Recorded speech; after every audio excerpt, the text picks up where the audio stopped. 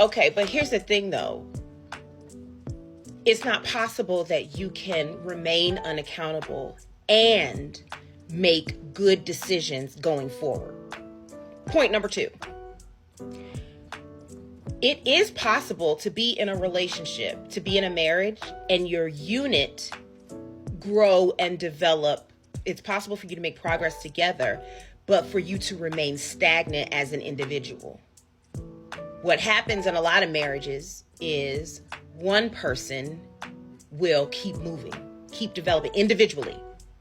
If the other person is not pouring into themselves to grow as an individual without the help of the other person, just simply moving forward because you were placed here for a reason, because God has a purpose for your life, because he has things that he is requiring of you that no one can help you with. If you aren't leaning into those things and developing and becoming that guy, there will be a moment where your marriage that might be ascending will collide with your stagnation. And so it's everybody's responsibility to grow on their own. What I just listened to you say was, well, we started off and we were doing this together and we were able to get here and we were able to do that. And we. In practice and in theory, how are you different today than you were when you were 28?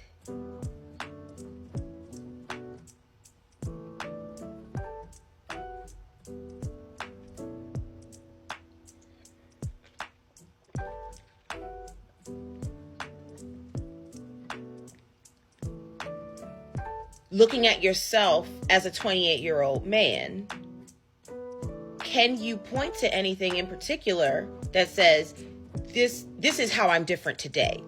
But you know what's interesting in listening to your list? You're describing all things that are sort of intangible, like they're about your feelings and less about your behaviors that are different. Does that make sense what I'm saying? And we know that ultimately it's our behaviors that shapes our outcomes, where we're going to be, what we're going to have, satisfaction levels, all that stuff. Not our feelings, but our actions. I think people think that because time passes, there's an assumption that we have developed or grown or matured in some kind of way. But that is not a guarantee to anyone. Growth and development is an intentional action that someone takes. And he liked me then, right? We were younger, but I'll be 45 in April. I better not be the girl he met. It's not until we're faced with questions like this where you're asked to really reflect on what has been, where you're like, well, wait a minute.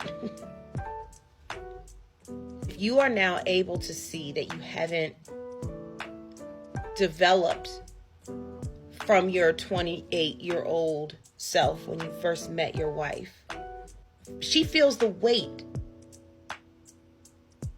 of you not developing from that position, especially if she has. Do you feel like she has developed since you all met? When we approach our relationships in our decision to be whoever we're going to be, it should never be in relation to who somebody else is. Whether she is growing and she is maturing, developing and becoming a better woman has absolutely nothing to do with your decision to be a fully developed man. That's how leadership works, especially in the hierarchy of a traditional marriage. As you grow and develop, you inspire your family to do the same. You set a standard that says to everybody non-verbally, we're going up. We're going up together. And I'm challenging you through my actions, through my behaviors, through my choices. I'm challenging you to go up individually. When we're not looking at the other person and say, well, I mean, you kind of still are the same, so I guess I can like chill a little bit. Like, I guess you don't have to do it, so I don't have to do it. But when you're the man, especially in the household, nobody shows up with you or not. It's you who sets the tone.